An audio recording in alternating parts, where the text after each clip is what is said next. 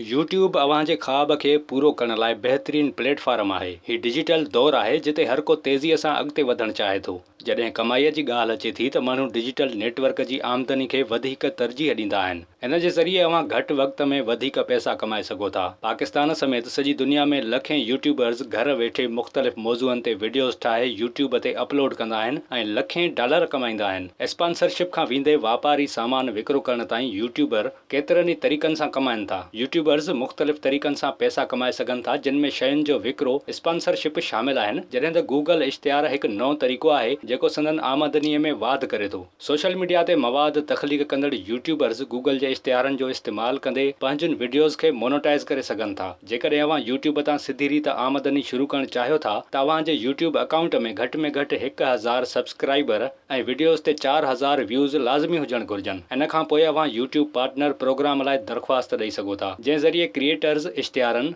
Subscriptions ऐं channel membership ज़रिए पंहिंजे यूट्यूब चैनल मां आमदनी शुरू करे सघनि था। हिकु रिपोर्ट मूजिबि केतिरनि ई यूट्यूबर्स जो चवणु आहे त हिकु वीडियो ते 1000 व्यूज़ ते खेनि $1.5 खां $29 मिलनि था। हिकु यूट्यूबर हिन प्लेटफॉर्म मां केतिरो कमाए सघे थो, इहो संदन वीडियोज़ जे व्यूज़ ॾिसंदड़नि जे मक़ाम ऐं मवाद ते भाड़े थो। 26 यूट्यूबर्स जो चवणु हो त हू हर महीने $82 खां $83,000 कमाइनि था। क्रिएटर्स जी आमदनी हर महीने मुख़्तलिफ़ हूंदी आहे। मिसाल तौरु सारा लेवेंडर हिकु यूट्यूबर आहे जंहिंजा 1 लख सब्सक्राइबर आहिनि, जेका हिकु महीने में $1000 या कॾहिं कॾहिं $6000 बि कमाए थी। हिकु ॿी यूट्यूबर जंहिंजा 10 लख सब्सक्राइबर आहिनि ऐं पंहिंजे यूट्यूब चैनल ते माली मौज़ूअनि बाबति मुख़्तलिफ़ मामलनि ते ॻाल्हाईंदी आहे, उहा हिकु महीने में $50000 कमाए थी। 30 लख खां वधीक सब्सक्राइबर रखंदड़ हिकु बर्तानवी यूट्यूबर अली अब्दाल गुज़िरियल 30 ॾींहनि में $4500 खां $27000 विच में कमाए थो। 1000 सब्सक्राइबर वारा यूट्यूबर्स बि हिकु महीने में सुठी कमाई हासिल कनि था, जेका $213 ताईं थिए थी। हिकु वीडियो खे जेकॾहिं 1000 माण्हू ॾिसनि था त इश्तिहार ॾींदड़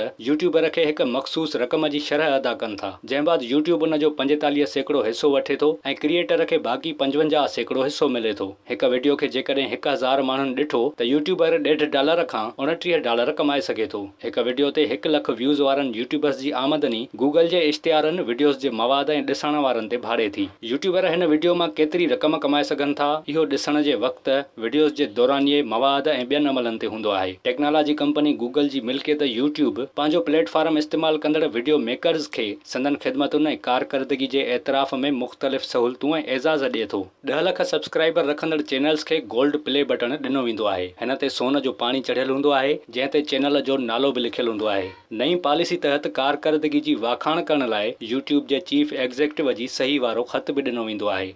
डायमंड प्ले बटन जो मुस्तहिक उहो चैनल थिए थो जंहिं जे सब्सक्राइबर्स जो अंग 1 करोड़ खां वधीक हुजे। यूट्यूब तरफ़ां हेल ताईं रुगो इहो एज़ाज़ रुगो 374 चैनल्स खे ॾिनो वियो आहे। यूट्यूब तरफ़ां कस्टम प्ले बटन उन चैनल खे मिलंदो आहे जेको 5000 सब्सक्राइबर्स जो हदफ़ हासिल करे। हेल ताईं इहो एज़ाज़ रुगो 3 चैनलनि वटि आहे। सिल्वर प्ले बटन कार्बन ऐं ज़िंक सां ठहियलु हूंदो आहे ऐं इहो बटन उन खे ॾिनो वेंदो आहे जंहिं जे सब्सक्राइबर्स जो अंग 1 लख खां मथे हुजे। सॼे पाकिस्तान ऐं सूबे सिंध में केतिरा ई यूट्यूबर्स आहिनि जेके पंहिंजी वीडियोज़ ज़रिए कमाए रहिया आहिनि। जेकॾहिं अव्हां को हुनर या फ़न ॼाणियो था ऐं अव्हां सम्झो था त को वीडियो मवाद तख़लीक़ करे सघो था, त पोइ यूट्यूब अव्हां लाइ सुठा मौक़िया ॾिए थो। इन लाइ अव्हां खे थोरी तहक़ीक़ करणी पवंदी ऐं सब्र जो मुज़ाहिरो कंदे यूट्यूब जे मोनेटाइज़ थियण जो इंतज़ारु करणो पवंदो ऐं यकीनन सब्र जो फल मिठो हूंदो आहे। विज़िट कयो अवामी आवाज़ मीडिया ग्रुप जी वेबसाइट awamiawaz.pk